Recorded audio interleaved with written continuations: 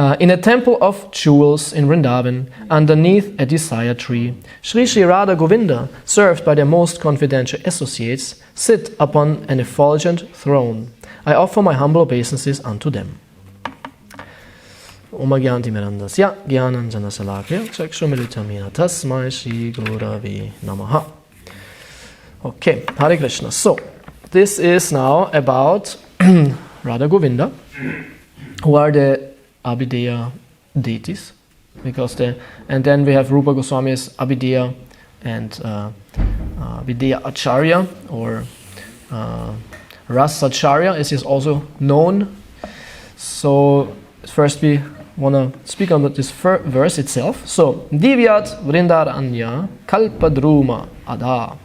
First line. In a temple of jewels, okay, the first word is Divyat, meaning shining. I don't know to what this belongs. The shining forest of Vrindavan. Kalpadruma is a desire tree. So it's a meditative verse where you can meditate about Vrindavan, most effulgent, beautiful forest of Vrindavan, full with beautiful trees, wonderful trees, which are very auspicious. Trees are auspicious when they have fruits, when they have flowers, when they smell, which we, especially here, our trees are so-so. You know, what do we have, Nadelbäume, I don't know how to spell in English. Cherries. Huh? Cherries. Yeah, okay, this is an exception. But what is called Nadelbaum in English, actually? When they have the sticky things. The sticky thing tree. So, what's the use of them? Yeah? Okay, you can take this juice out of it and you make some whatever. Huh? Pine tree. Yeah, pine trees and all this. So, they are not so. Yeah, and what else we have? We have Deutsche Eiche, German oak, very hard wood, very good. But in Vrindavan, when we read in the scriptures, the trees are glorified. Of course, Vrindavan, it's a forest, and forest means there are trees. And a forest without trees, I think, is not a forest. So, trees are essential for being a forest. So, Vrindavan being Vrindavan is essentially having trees. It's what makes Vrindavan. So, it's a very scenery atmosphere in general, where Krishna performs his pastimes. It's a very scenery, beautiful, natural world, which is Krishna's favorite world, his highest world, the supreme reality, Vrindavan, Goloka Vrindavan. And whereas the city where he also lived, Mathura and Dwarka, it's different. And the mood is also very, very much different. So much so that actually Gaudiya Vaishnavas, for them, Dwarka is of no interest. Vishwanath Chakravarti Thakur goes so far and says, actually it's an hindrance to think about Krishna and Dwarka, to like the queens of Dwarka, in one sense. Yeah, and in one sense, it's an hindrance. It's something what should not be done, actually. He goes so far to say it should not be done if you practice Raganuga Bhakti. If you're on the path of pure Raganuga Bhakti, then only Krishna and Vrindavan. And Prabhupada is at times also outspoken like that and makes the point, only Krishna and Vrindavan. But Prabhupada is very broad also and includes many parts of the Leela, including Dwarka, including the avatars, because I guess, and we see this in the famous story of the Gopi Bhava Club, maybe some of you heard about it. In the 70s there was a group in Los Angeles and they formed and they called itself the Gopi Bhava Club. Because they understood, which is also very much true, that the most important is to practice devotional service in the mood of the gopis. No doubt about that. And they came together kind of in a conspiracy way, and at night, I don't know if it was night, but in some hidden place, and they were reading Prabhupada's books, but only the parts about the gopis. And they made kind of somehow some rumor spread around, and it was kind of an exalted group, and they thought themselves very exalted to practice, in the mood of the gopis. What are the gopis thinking? I don't know what they in detail were doing, but it came to Prabhupada. And there was a complaint by the managers that this group is there in our community, and it came to Prabhupada. And Prabhupada was not happy at all, and smashed the whole thing and talked to the organizer of the whole thing. And the organizer said himself, but Prabhupada, we are reading only your books. It's not that we read some other acharyas books or some non-authorized books or some. And Prabhupada said, no, still, you should not do this. In one sense, they are right. In one sense, it's perfectly right. But the problem is, when we are not on the right platform, and we make offenses against other devotees, like Gopas and Mother Yashoda and avatars, because we think this is the highest and this is the best and the others is not so important. What Gopi, not non-Gopi stuff? This is like Maya almost. Kurukshetra, oh, it's Maya. Mahabharata, oh, it's completely Maya.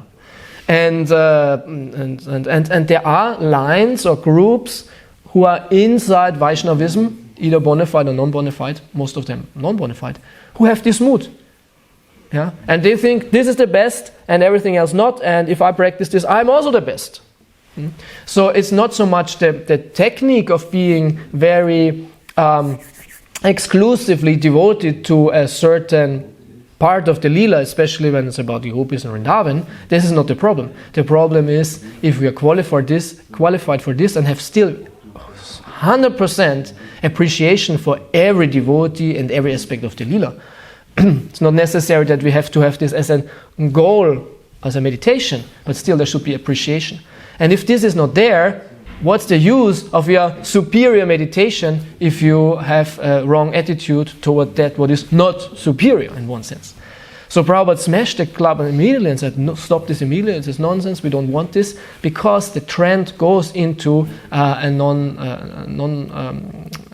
misunderstanding. And I myself had once an encounter with a devotee who went a lot into Leela, completely into Leela, and once because I said to him, well, can we meditate about Rukmini and Krishna? I said, oh, this is not in our line, this is not good. And in one sense it's right, but if it's in wrong attitude, it's not right. And then I read the part of creation in Bhagavatam. He said, don't read this again, don't read this again. But in a kind of offensive way. And I saw, it can really lead to that. So Prabhupada is a pure devotee of Krishna and Vrindavan, knows perfectly well what's going on, and at the same time Prabhupada has appreciation for all other avatars. So this should not be misplaced. But it should come to the platform that we are very exclusively devoted to Krishna and Vrindavan. This is our goal. This is obvious. It's very obvious. And even being in the mood of the gopis, this is very obvious. But we have to be qualified for this too. So I don't know why I went into this. Yeah, so anyway, so Vrindavan, perfect scenery, natural surroundings, and the trees. And the wonderful trees, and in the Bhagavatam itself, actually trees are so often mentioned, especially in the heavenly planets. Also, it's always described how the heavenly planets look, or this ashram of this Muni, and there's sometimes a long line of trees mentioned, where we have no clue what kind of trees are this, all these Sanskrit names, or the trees from the heavenly planets. So what to speak about the trees in Vrindavan? What must that be? How they must look, how they must smell, wonderful flowers. I only know Kadamba and I think Champa. Champa is also a tree, or is it a bush? I don't know. It's a tree? Champa tree. Because I know this from the puja. When we go to India, we buy always oil for the Shila puja. And this Champa oil smells very nice, and Kadamba oil also smells nice. So if this is the smell of the tree, how must the whole forest smell if it's full of such trees? Or Malati flowers, always said, Malati flowers. And so beautiful flowers, beautiful trees, and then the beautiful birds in Vrindavan, especially the parrots. And the parrots have a very important role, because parrots, they can speak. And in the Leela, they always speak also. And they argue also. And it's very cute. Actually, the parrots are very important because they wake up Radha and Krishna in the morning. In the morning, because Radha and Krishna, they are not sleeping at home, they sleep in the forest. They sleep in the bower, how's it said? In the kunja. And they are really sleeping after the whole night of pastime and completely absorbed in their beautiful sleep, and the acharyas very beautifully explain how they are lying and how their bodies look like a wonderful cloud, and Radharani looks like molten gold, and they're lying in a deep embrace and completely happy and ecstatic, closed eyes, and dreaming of each other, and being completely absorbed in the transcendental sleep. And then the sun comes up, and this is a problem. Because now, because nobody knows that they are asleep in the forest. You know, normally, Radharani lives at home at the house of her husband, of Abhimanyu. And her mother-in-law is Chatila. And Chatila wants to engage her in household duties. She has to cook for Abhimanyu, and she has to clean, and she'll do all these things. So in the morning, if Chatila would come, she says, "Where's Radharani?" "Oh, I know it, she's somewhere with Krishna. I always hear rumors that she has a relationship with Krishna. Now I have the proof." So she cannot, she must be at home. And Krishna is the same, you know, he should be at home, and Mother Yashoda wants to wake him up and get him something to eat and everything. So this is urgent, it's very urgent now, but they don't want to get up, because they're sleeping so nicely. And it's so beautiful. Also, in Krishna book it said, when in the morning in Dwarka, the crow, how do you call it? Kran? Wie heißen die Dinger? Hahn? Hahn? Wie heißt Hahn? Pigeon. No, Hahn. What's it in English? Chicken. Huh? A chicken. No, I think cock. Cock. Yeah, cock. When it makes yes, so this is what they do. In Dwarka they have this too. It's a natural clock. It's a natural clock. When the sun comes up, it's a dawn, they do that. Natural clock. So when this happens, and the queens of Dwarka, they lie with Krishna in the wonderful bed, in a beautiful palace, and the bed is said, it's white like milk, and it's soft and beautiful, and they lie with Krishna there, and so nice for them. And then, and they say, no, because Krishna is very strict. Oh, it's time to get up. I have to do morning duties. And sorry, my dear, I have to go. And so they curse the cock. Stupid animal. Stop this. Take my Krishna away. So in the same way, but in Vrindavan it's different. When Radha and Krishna wake up, none of them wants to go up. Krishna doesn't want to go, I have to do my morning duties, this and that. No, I want to stay here with you. And Radharani saying, I want to stay here with you. Because they have pure love. Purest love. And the parrots doing this job. And they say, oh, Radharani, you have to get up. It's early in the morning and quickly run home. And what if your mother-in-law, she's not seeing you, she will have big trouble. Quickly get up. And the other parrot says, oh, Krishna, get up. And in a very beautiful way, the morning pastime begins. Very scenic, very beautiful, very transcendentally romantic, very absorbing. And on the word romantic, we can only appreciate this if we are sufficiently purified from lust. This is why Radha Madhava Mohan is so important. Because if we are not sufficiently purified from lust, this will remind us, and how would I deal in this situation? Why can I not sleep with a beautiful girl? Why not beautiful parrots waking me up in the morning? Why Krishna? Or we think of the pastime of Radha Krishna as being material, and we can never enter into the rasa and the mellow of the pastime.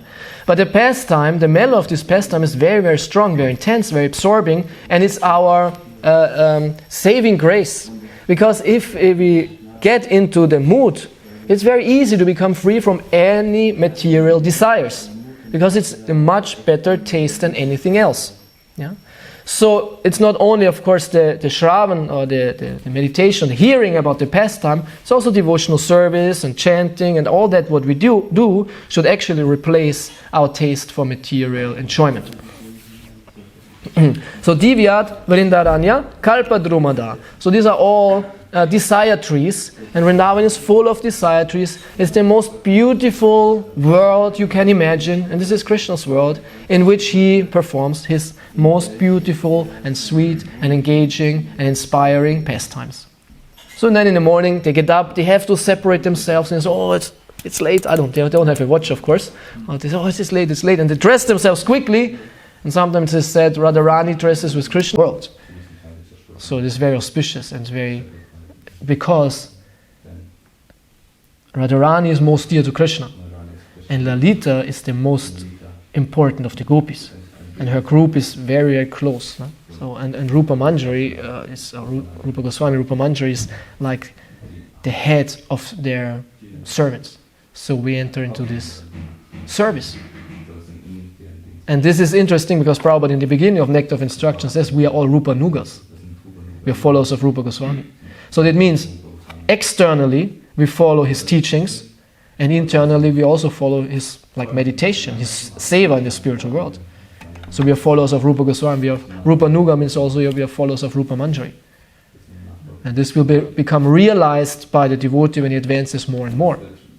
And this should be connected also with a desire to enter into this seva. And then it will go very quickly how a devotee transforms and becomes situated in this part of the spiritual reality, eternal situation. Yeah? So it should be a connection between understanding and also deep appreciation, desire for this seva. So this is a bit about the esoteric part, well, a little bit. Okay, Hare Krishna. Thank you so much. Any questions? Yes. In the beginning, my mind became triggered when you said that we should aspire to become, to enter the Madhurya Rasa. Oh, yeah. And I was thinking that Prabhupada once was asked, will we, what was that? Change our rasa or something, and Prabhupada said no matter which rasa you have, when it naturally unfolds, you will be satisfied. So, and then in the end you gave his explanation that we are followers of Rupa Goswami. As I said, it's a long discussion, and I think any devotee who wants to know more should research and find out himself. There are some devotees who proclaim this or that, and go on to preaching this and that, but in one sense, find out yourself, make up your mind. But I would say like this, Prabhupada says these things will be revealed, so we should not enforce them. Yeah, we should not put this artificial in us, definitely. But revelation means also that you have, revelation is not just, oh now I know what I am. No, revelation means also to have a stronger and deeper desire of what you really want. And you understand that your desire plays a major role in the development of your spiritual relationship, and is a major part of how to advance. And there is, because some say cultivation, some say revelation. These are like the two poles of the whole discussion. But I would say these are both there. Prabhupada says you have to cultivate bhakti. So what? Oh, I have to cultivate? I thought it got revealed. Why should I cultivate? No, of course you have to cultivate. But there's also a revelation involved where Krishna shows you how to properly cultivate your relationship to him. So we shouldn't be too naive in that. Huh? Shouldn't be naive in that. And in that sense, we got this present of a spiritual process, and we should use it properly. And then our spiritual mood. And the interesting point is also, we always think about Svarup, my Svarup and my relationship to Krishna. In one sense, I would say, and because it's a big topic, everyone can throw his bits and pieces inside. So mine is, it's not about developing your Svarup. It's not about developing your relationship to Krishna. It's about to develop the mellow of your seva, and in one sense your love. And after this follows the Svarup. The Svarup is kind of, for me, I think about it, it's like a manifestation of my love to Krishna. You know, it's not about the form of the gopi, it's about the mood of devotion the gopi has towards Krishna. And this is then, so to say, facilitated or manifested also in the form. Because in the spiritual world, the form is not different from the inner. Yeah? Krishna's mind and Krishna himself is the same. There's no separation. But what is important is that we develop the mood and the love and the mellow. So this is what we should develop this is Gopi Bhava, that we develop the same mood which the gopis have towards Krishna. When you think, oh, I developed Gopi Bhava, this shouldn't be, oh, I developed my Gopi body and dressed in the sari and this and that. This is what follows afterwards, but we should follow in the mood, have to understand what is the mood of the gopis towards Krishna, or the manjaris. And the mood of the manjaris towards Krishna, or Radha Krishna, is to facilitate their lila and have appreciation of their love they exchange.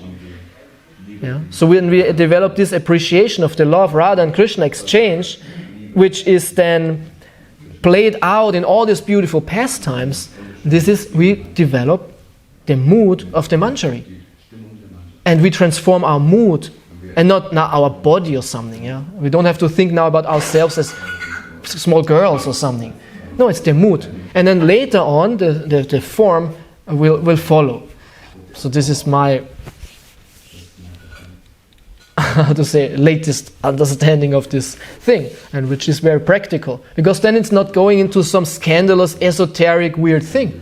Because this, what we do here, is follow in the mood of the gopis, do the seva in this mood, selfless, full of devotion, with the prayojan of Radha Krishna. We chant Hare Krishna in this understanding. We want to see Radha and Krishna enjoy together, and not I want to enjoy Krishna or Radharani or something like this. We facilitate their enjoyment, and this is what the manjaris do. And then, of course, if you cultivate this your whole life, you enter into a reality where this is played out. And where is this played out? In Vrindavan, in a secretive way, because Radha and Krishna is a secret, and you enter into this secret and follow just the same what you do right now. This is what we do all the time. So it's not artificial and somehow, imposed. It's very natural. That's what I think. Yeah? Okay. Well, do you want to say something to this, or you have a different topic? Different, okay. In relation to this, the gopis, those manjaris, they are simply interested in the exchange of Radha and Krishna. Yes. So, and I'm thinking that is it a completely different situation in their state of existence, or is it still a relevant question that who are they taking shelter of? Because in our conditioned state, we are told to take shelter of Krishna and to pray to Krishna. Yeah, of course. It seems very selfish. As soon as we start to consider that Krishna is concerned with another person, which is Srimati Radharani, so my role is not to approach him directly so much, but to serve in the background. I'm wondering. This is such a big topic, and I could say so much about that, but basically, in the beginning, we have different motivations than later on. Whatever motivation we have in the beginning for serving Krishna is perfect, is wonderful. And with time, this all gets cleared and purified and revealed, and all that. It follows naturally. And this is what Prabhupada says in Introduction to Nectar of Instruction. Huh? He says that if you live like this in Sattva Guna, all further spiritual advancement will follow automatically. Almost he says like this. It will follow. Krishna will help and inspire. So in the beginning it's like Krishna, yeah? We have kind of an broad understanding, but with time it gets more and more intricate and detailed and different. What is the word? Anyways, yeah, it gets more detailed and clear, more specific and clear, right? So we don't have to worry about this. Whatever now your motivation is, work on this, make it more pure, and becomes more and more clear how it all works out actually, and how this, what is actually Prabhupada meaning, and a deeper meaning of that. It flows naturally. Which doesn't mean it comes automatically. It's as naturally. We have to work on it. Yeah? It's not, okay, then I eat the whole day ladus and I become a gopi. Yeah? I eat all the ladus and then become a manjari. Perfect. No? Yeah, we have to work on it also. Anyway, I could say so much, but time is really over. So, during time? I was talking about this Gopi Baba Club, because sometimes Teufel liegt im Detail. Yeah. So sometimes these details around why Srila Prabhupada said something, how Srila Prabhupada acted in a certain way is very important to understand the whole context. Because there are so many things, where we draw false conclusions, and the whole history narrative around some stories, and then the story didn't happen like that actually. Yeah. There's so much more to the story. So I'm just wondering, I cannot recollect all the things, but I think that the devotees involved in this Gopi Baba Club will not strictly devotees, they will not really strictly follow it. Can you Very interesting point. I know only one aspect of the story, which is interesting. This is very. I don't know. Is the recording still running? Yes. Can you turn it off? Yeah, mine's is. No, but it's an interesting detail. In the murder case of Sulochan, the guy who killed Sulochan was a very good friend of the organizer of the Gopi Bhava Club. And when this came out, he was there too. The killer was there too. And he was also interested in all that. And he was taking drugs and all that. He was smoking pot and whatever. He killed a guy, you know. Oh no, sorry, I mixed it up. He was the guy who got killed. Sulochan, who got killed, he was involved in this situation, not the killer. Sulochan got killed by... He was part of Gopi Bhava Club, but he took drugs and he was crazy. He wanted to kill Ananda, and it's a whole story, right? Big story. But he was a good friend of the organizer of Gopi Bhava Club. So at least he took drugs, right? So he was part of it. And when it came to Prabhupada, this person who organized the whole thing was smashed by Prabhupada heavily. And in the situation, he was like, okay. But later on, he said he was not accepting what Prabhupada said at all. And he left and he went to Vrindavan and searched something else. So that shows their sincerity, definitely. Yeah, so you're right. And my point, I think I made it clear also, was not against exclusive studying, all that. It was more the whole mood of it. And what you added is also true, yeah, that they were not real strict devotees. And you can see Prabhupada said to him, don't do it, and it doesn't accept it and does something else. Plus, weird devotees who are involved in the weirdest part of ISKCON's history were also involved. So, yeah, probably it was not so bona fide. Anyway, I wanted to turn it off because who knows what else I would have said now, but I don't say anything more. This is too... Yeah, I could remember that there was some drugs involved. Yeah. Sulochan, he was smoking all the time. And other things, drinking. I think that they made joints before reading these parts. Yeah. These were all hippies, right?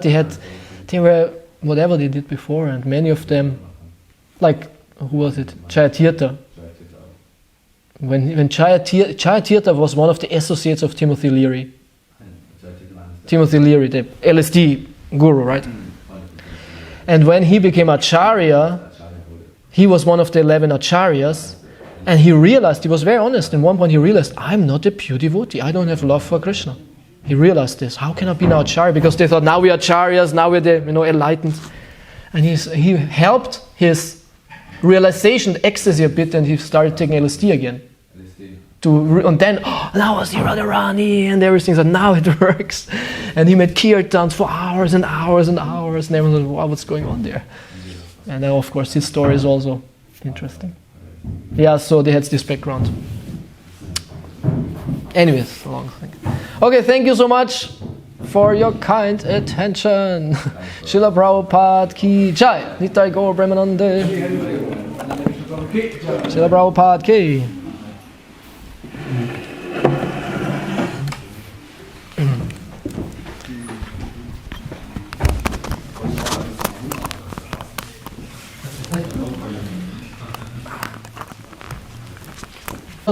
The cloth and Krishna with Radharani's clothes. Because they're so quickly, we have to run. I don't know if they changed them again, but then they run home and the pastime continues. So, in a temple, in this verse we're here, in a temple of jewels, we have the temple, it's the word Ratna Agara. Ratna means jewels and Agara is the temple. So it's a beautiful, beautiful temple of jewels.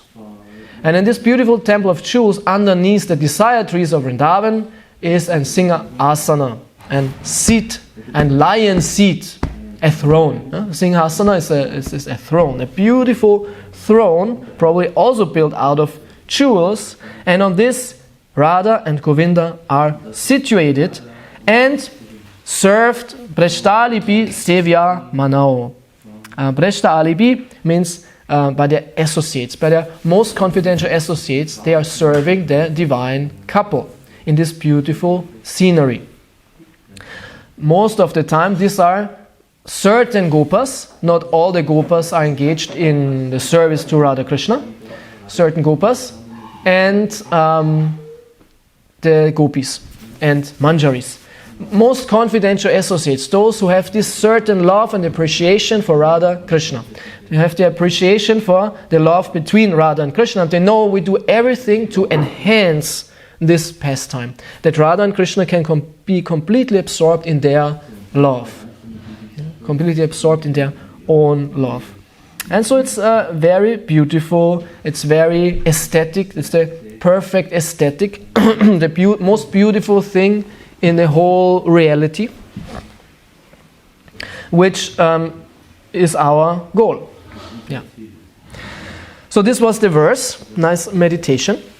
And now about Rupa Goswami. Rupa Goswami is the...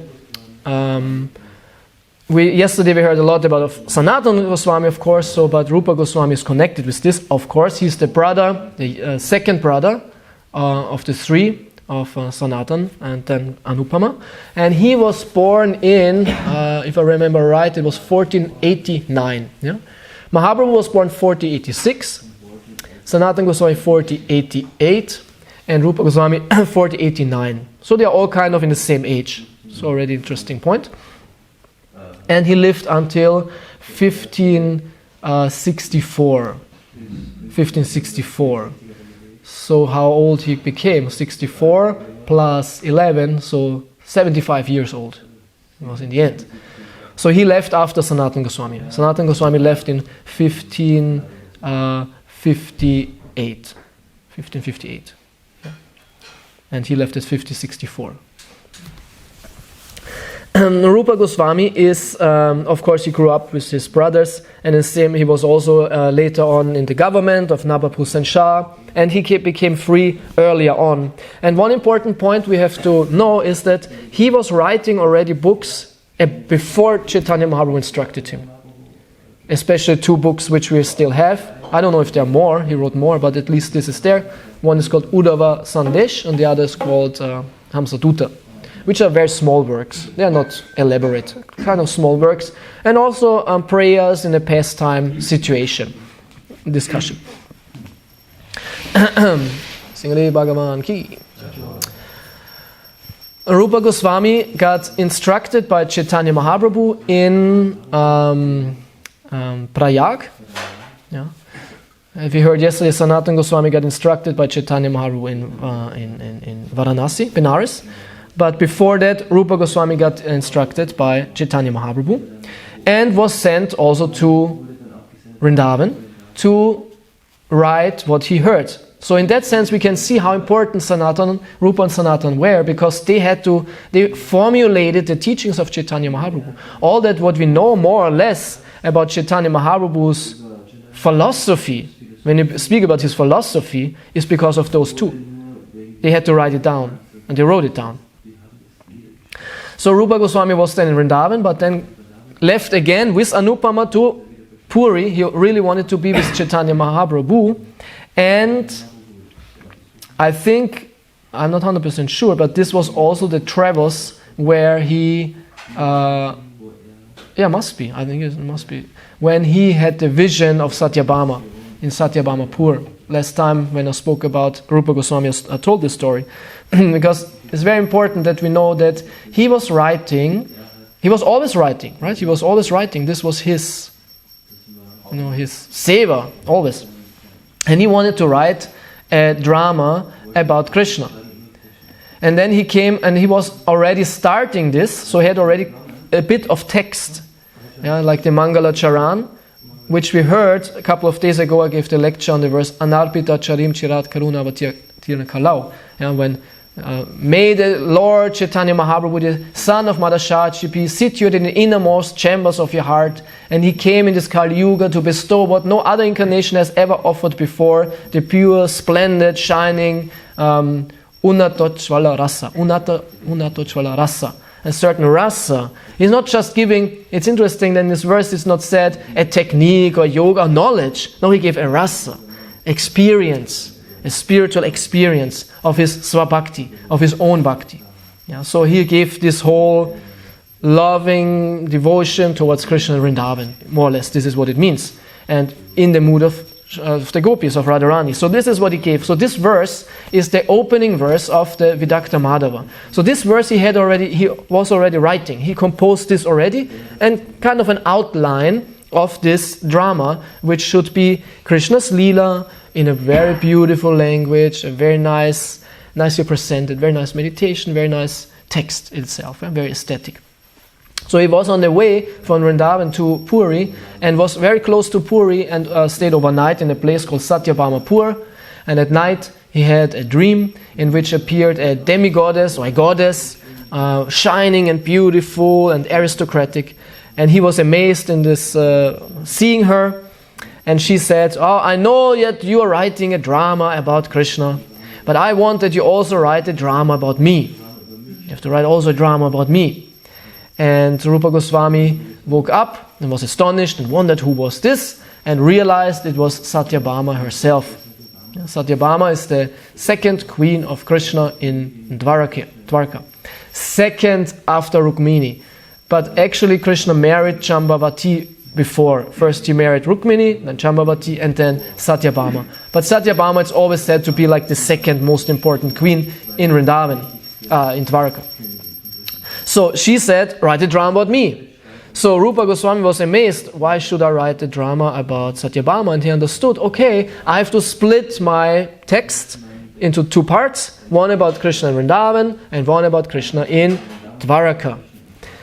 So one was called Vidakta Madhava, and the other is called Lalita Madhava. Then he came to Jagannath Puri and he stayed in the Siddhabakula place, also where Sanatana Goswami stayed. It was the place of Haridas Thakur. And Chaitanya Mahaprabhu came every day to see Haridas Thakur, and so he also came and saw Rupa Goswami, who was writing. And then, I told it last time anyways, but still it's a very nice scene. We have to imagine Chaitanya Mahaprabhu comes with his closest associates. It was even Nityananda was there, Advaitacharya was there, and all his servants, like, what are the names? Like, Govinda and Mukunda, and Jagadananda, and all these very close associates. So they came in this situation to visit Haridas Thakur, was very humble and very grateful, and Rupa Goswami was there. And Chaitanya Mahaprabhu was very happy. "Oh, Rupa, you are here now in Puri, nice." And he introduced them, because because these associates, they were from Navadvip. They were kind of from a different scene. When Mahaprabhu left Navadvip and went to Puri, these devotees stayed there. They grew up with Mahaprabhu, they knew him very well, but they always visited in Puri. But it's like a different crowd than in Puri, or than Rupa and Sanatan, who came from some different area. Like the other Goswamis also. Like Raghunath Das Goswami, he was not from Navadvip, or Gopal Bhatta Goswami and all of them. They kind of united in Puri, they came to Puri. So he introduced them, "Oh, this is Rupa, a wonderful devotee," and then it came out that he's writing a book. And the devotees were very eager. "What are you writing?" They were not, writing a book, and, "No, what are you, really, you're writing a book, what is it?" It's very important to know that great personalities, when they write, it's very, very significant.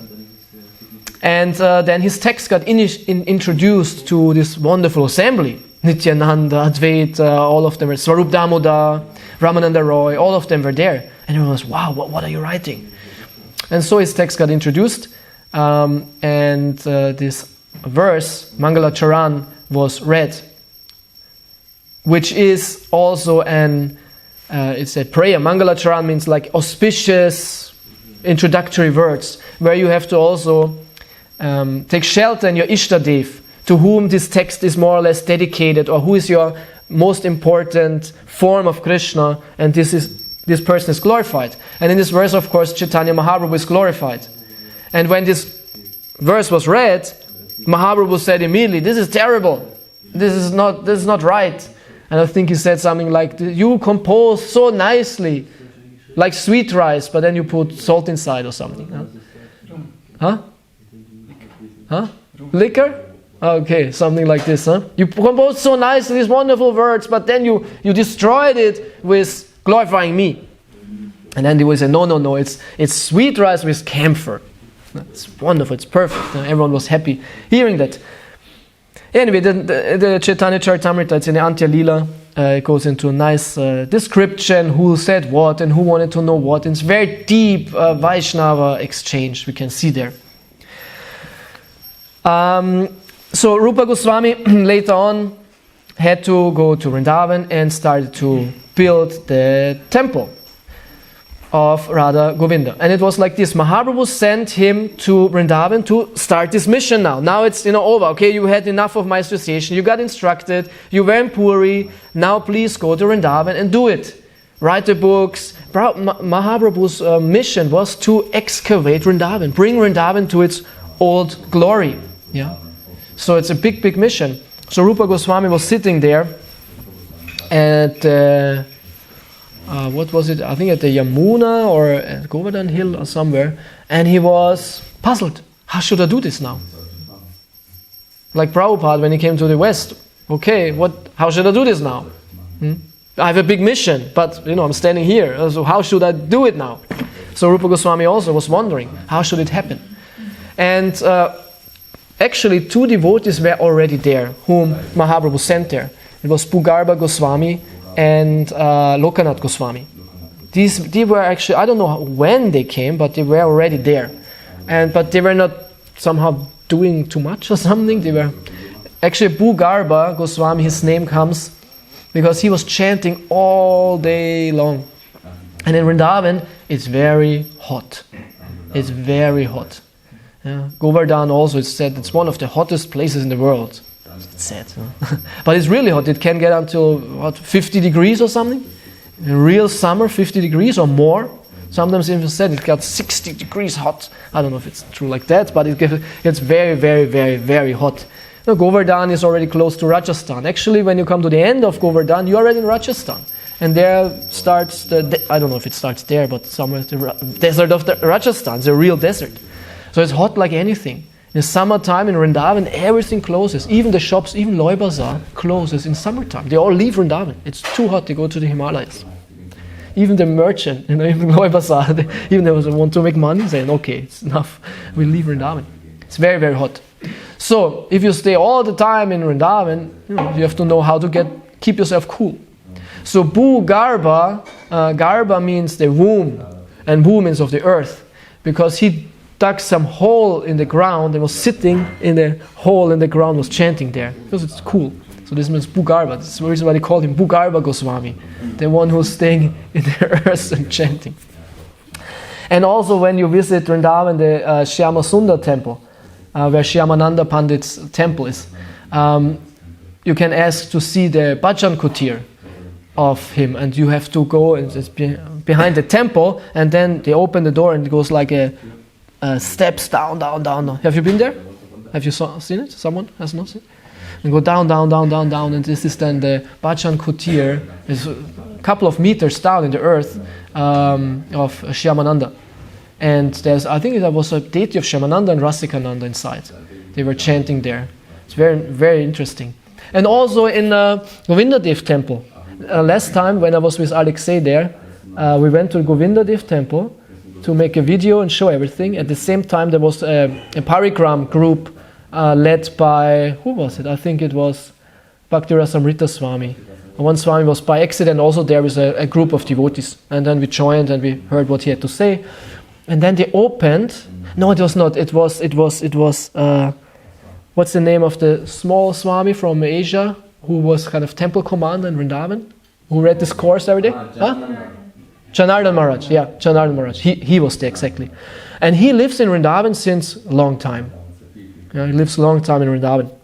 And then the managers of the temple, they said, okay, come, and when you go outside from the temple, the side, and then there are steps up, and there is, we'll go down to I think it was also Bhajan Kutir of Rupa Goswami, and there is a deity of Purnamasya, I think, down there, or Yoga Maya, or something like this. And it also goes down, it's very narrow and very cool, very mystic place. And Janardhan Maharaj himself said, I'm living since so many years in Vrindavan, I've never been there. It's the first time that they opened this for me. A very nice place. And also we could go in the altar, on the altar. They opened also the altar of Radha Govinda from the backside, and we could see big Shilas and everything. Well, it was very nice. So it's interesting how they dug holes, because it's cool there, and they were chanting there. This is what they used for chanting and writing. So Bhugarba and Lokanath Maharaj, they were already, Lokanath Goswami, they were already in Vrindavan. So Rupa Goswami, he was still lamenting, how should I do this? I got a huge instruction by Chaitanya Mahaprabhu to write all his philosophy and spread this knowledge and build temples, build Vrindavan. And he was lamenting, and at that time, a small cowherd boy came and told him, don't worry, you will figure it out. And actually, you will get your deity. It's not far from here, under this hill, because when the Muslims came, the villagers, they buried the deity. So there's a deity of Krishna underneath this hill. And every day a cow comes and passes her milk on this hill so that the deity gets something to eat. So get this deity and build a temple. And Rupa Goswami went there, and he was very skeptical. He's like, oh, really? And he waited until the cow comes. And he waited. And of course, the cow comes and somehow puts her milk on this hill. And so you know, oh, there's really something going on. And with some villagers, they dug the place and found a beautiful deity of Govinda. This is how the Govinda deity was found. And this is also one of the deities which was established by Vajra, by the great-grandson of Krishna. Yesterday, I don't know if you were there, is Vajra the son of Pradyumna, Aniruddha? Does someone know? Because this always said Vajra installed all the deities after Krishna left, and is the great-grandson, so always understood from Rukmini, Pradyumna, Aniruddha, and then Vajra. No. Oh, okay. We can find out. So he found the deity of Govinda Dev, and at that time there was an emperor who ruled the whole area. His name was Akbar. And Akbar was, of course, a Muslim ruler, but he was super tolerant and open for other religion. He was very saintly himself, a very strict Muslim, but he appreciated all kinds of religions. And he heard also from other traditions, and especially from great sages. And somehow or other he had a connection with Rupa Goswami. I think he heard about Rupa Goswami's glory, invited Rupa Goswami to his court, and Rupa Goswami spoke about Krishna. And Akbar was so amazed to hear about pure bhakti and love of Godhead, and said, I will support you. And under his patronage, the Govinda Dev temple was built in Vrindavan. And later on, Man Singh, I think he was from Jaipur, the king of Jaipur, also donated huge amounts of actual sandstone, because the temple is made of sandstone. And so a grand temple was built for Govinda Dev in Vrindavan. And it said I think it had 7 stories high. So it was huge and very intricate. It said this is one of the most intricate and beautiful buildings in the whole of North India, especially when it was built. It was an amazing temple. And when you go there now, you see only like 1 story. And this is already quite big. The temple is really, really big. But before it was 7 stories high. Cannot imagine how big it was actually. And very beautiful carved. All the sandstone, very small patterns inside, and beautifully made. And inside the temple hall is really high, really big. On the ceiling everywhere is this carving, and this the columns, and the big. Here you have been there, huh? And a big temple hall, Govinda Dev temple. Yeah. And so the story goes like this: that Govinda Dev was worshipped in a huge way, a grand style. There it was Rupa Goswami's temple, built under the patronage of this great king, and all that. And many years later, of course, yesterday I said in 1670. So way after Rupa Goswami left, way after Mahaprabhu left, 1670, Aurangzeb, who was the successor of Akbar, I think he was. Either there was one between Akbar and Aurangzeb, or it was directly. But quite after the rulership of Akbar, who was very tolerant, and under whom Vrindavan flourished. This is also interesting, that the Goswamis could build Vrindavan, especially because Akbar was the ruler, who allowed all that, who was a Muslim. But he allowed that, and he even supported it. which helped to fulfill the mission of Chaitanya Mahaprabhu. Right? It's very important what is the political situation, because they are, have influence.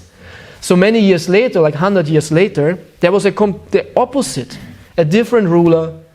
His name was Aurangzeb, who hated anything non-Muslim. He hated it. And in 1670, he went so far to make a declaration to destroy all the temples and all the deities. Before this, he sometimes made some trouble, so to say. But in 1670, there was like an official declaration, law, kind of a law. We don't want this anymore. And his soldiers went around and destroyed temples, deities, killed brahmanas. It was terrible. Really, really terrible. You cannot even imagine. It's like complete, religious suppression. And one incident was especially triggering for him because he was staying in Agra, as far as I heard. In Agra, which is actually quite far away. Agra is far away from Vrindavan. It's like, I don't know how many kilometers, 50, 100 or something? 80. So, but it said, so I don't know, maybe it was in Mathura. I cannot imagine this was Agra. But anyway, he was in his palace and he saw far away, he saw a big light, a big fire, which was way above his palace. And he asked, what is this fire? What is this light? He said, this is the lightning, the fire on top of the Govindadev temple. And he was triggered, he was outraged. He says, how can it be? How can there be a place, a temple, any building higher than my palace? How can something be above me? Immediately go there and destroy this temple. Make it small. And this is what they did. They took all the stories away because it said it has 7 stories. And they couldn't destroy it completely because it was such a big building. If you go there, as I said, it's a big building. But they took like 5, 6 stories away, and now you have only... Anyway, here's a building, a picture. Only from the side. Right? This is the Govindadev temple. And most of you have been there. No, I haven't seen it. So, but the devotees knew that he will do... This is Radha Govinda. These are the original deities of Rupa Goswami, this deity whom we found. He was worshipped in this temple.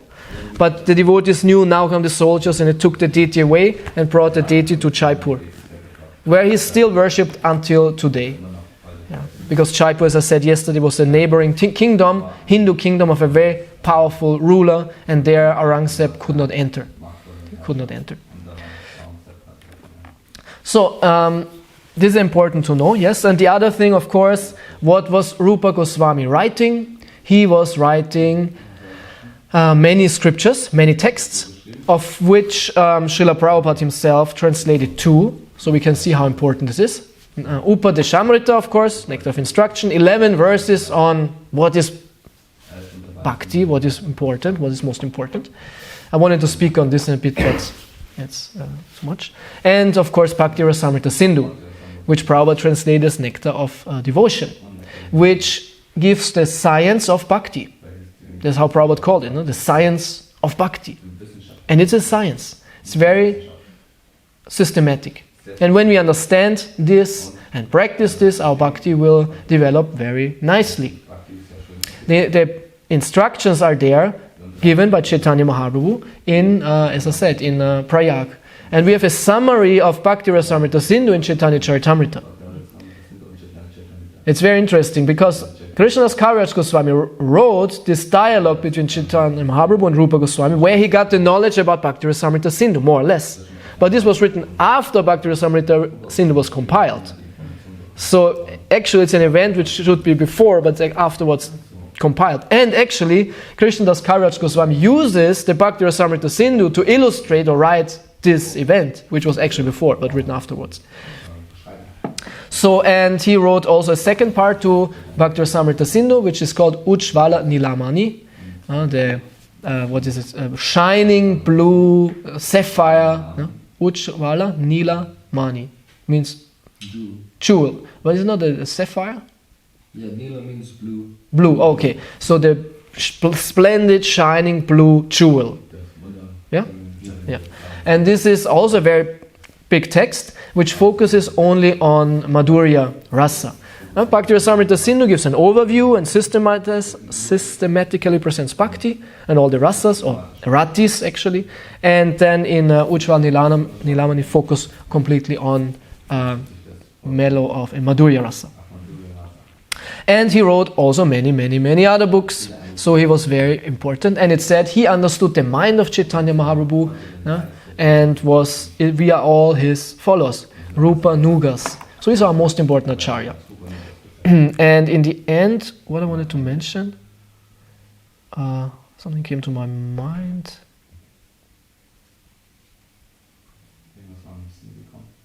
Yeah, no, that's about it. Summary. Hmm? You were speaking about summary. Yeah, I think that's it. Of course, much can be said about him. Of course, he has a spiritual identity also. It's Rupa Manjari. Yesterday I said Sanatana Goswami, his name is, in his spiritual identity is Labanga Manjari or Rati Manjari, and he is the Manjari of Indulekha. And Rupa Goswami is the Manjari of Lalita. And Lalita is the leader of the gopis. So we are in this, it's a Yuta. Yuta means like group of Lalita, a group of gopis. So when we are connected to Srila Prabhupada, who is connected in the end actually to Rupa Manjari, so this will be our place of destination, our place of worship also in the spiritual world. Through initiation and through practice, through connection. Initiation is Diksha, Divya Gyan, spiritual knowledge. We get initiated into this spiritual knowledge. This will be also our destination. Of course, there's a long discussion how it works and if it's like this or it's other way around. But there are many devotees who understand like this. That if you follow in the footsteps of a certain devotee who has a certain mood, you develop the same mood of your spiritual form. And then we enter into this part of the spiritual